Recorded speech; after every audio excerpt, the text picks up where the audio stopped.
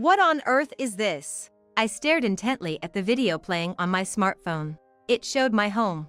My and my husband's bedroom. I have an app installed on my phone that streams footage from our home security cameras. And in that footage, there were images of my husband with another woman. Were they embracing? Their proximity was too intimate to be explained away as just friends or acquaintances. Then, I heard voices. You sure she doesn't suspect anything? Yeah, I've been doing exactly as you said. It's perfect. She's clueless, completely believes me.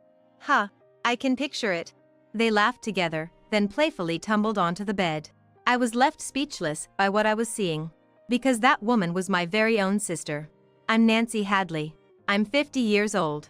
My husband, David, who's turning 55 this year, and I have been married for 20 years. We don't have any children, and we've been living together, just the two of us.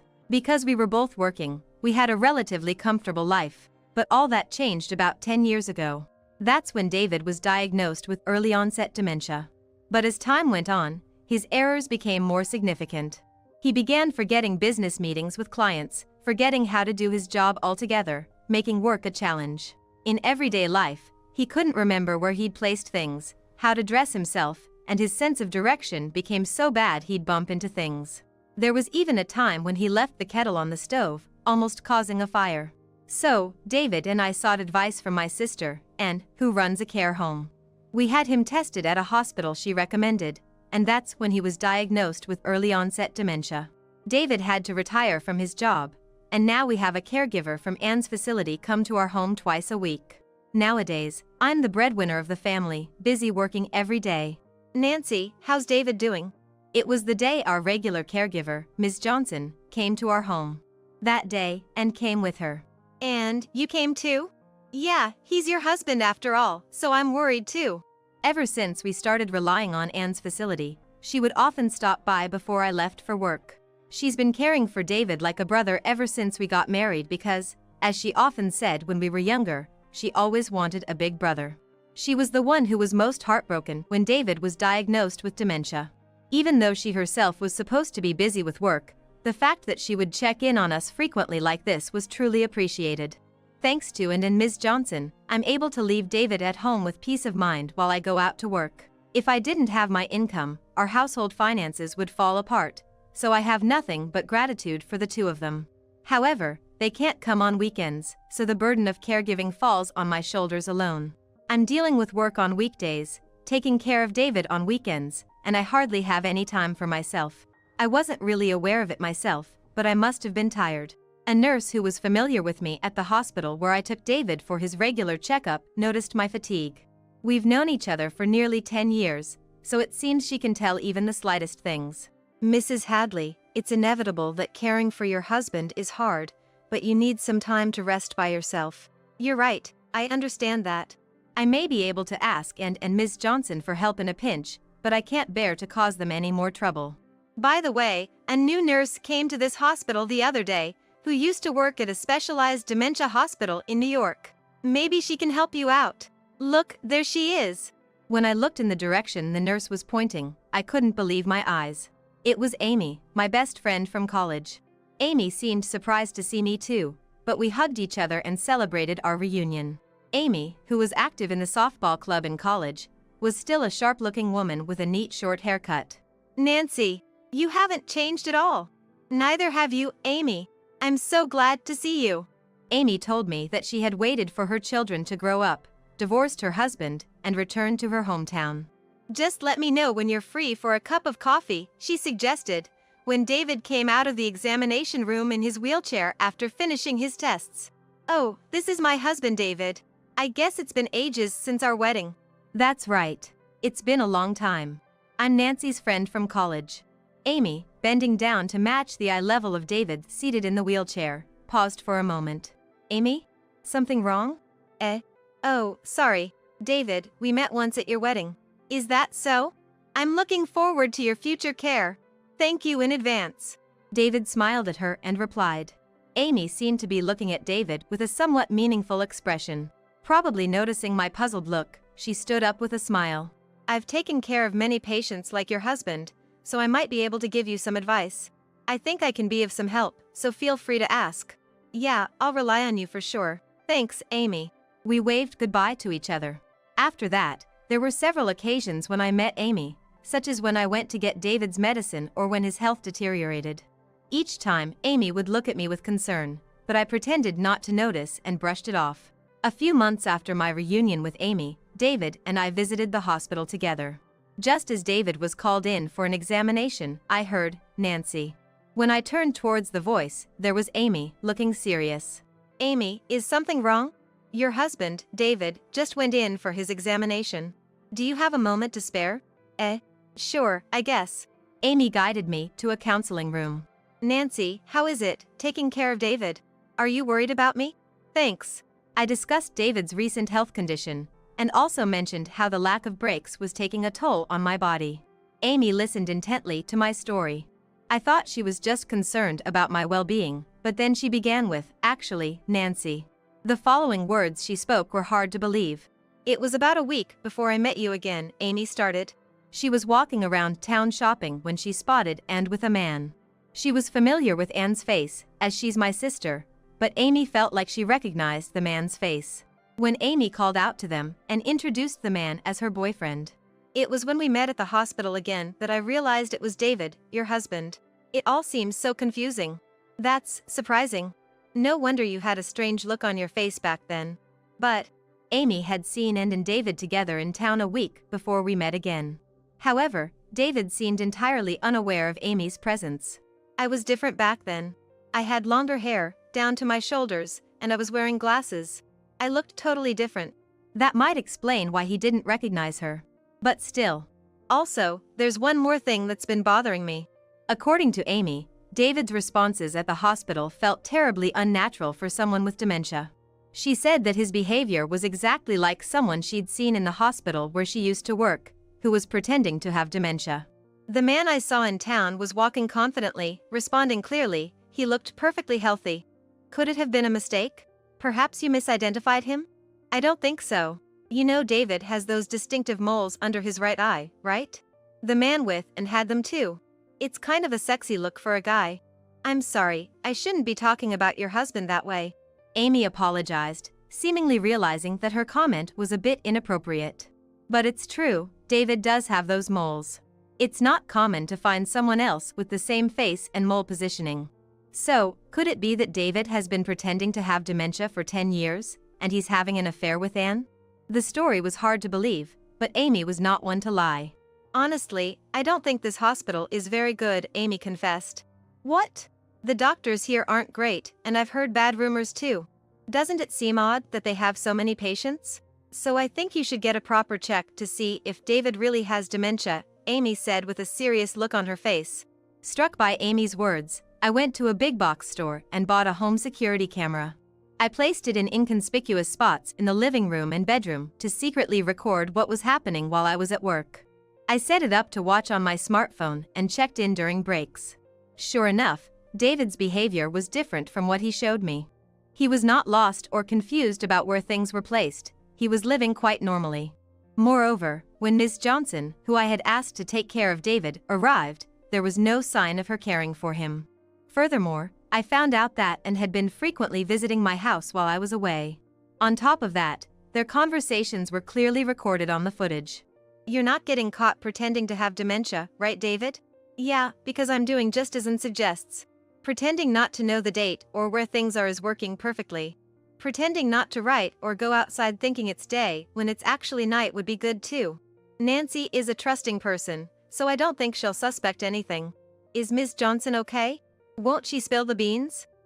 She's fine. She's a single mom with a kid, so she needs money. I've been giving her a little higher salary and she's been keeping quiet." After laughing together, they would flirt and head to the bedroom. I was left speechless when I saw the footage. I couldn't believe my sister and husband were conspiring behind my back. But the evidence was clearly left on the footage. I was lost, faced with the undeniable truth. A few days later, I felt the urge to talk to Ms. Johnson, who had been taking care of David. When I contacted Ms. Johnson, she said she would be available the following Saturday. I visited her apartment and showed her the footage. She looked resigned, apologized to me with tears in her eyes, saying, "What's in this footage, is the truth. I've been deceiving you all this time and I'm truly sorry. I don't have a license, and I was struggling to find another job. I had no choice but to go along with what Ann said because she hired me with such attractive terms.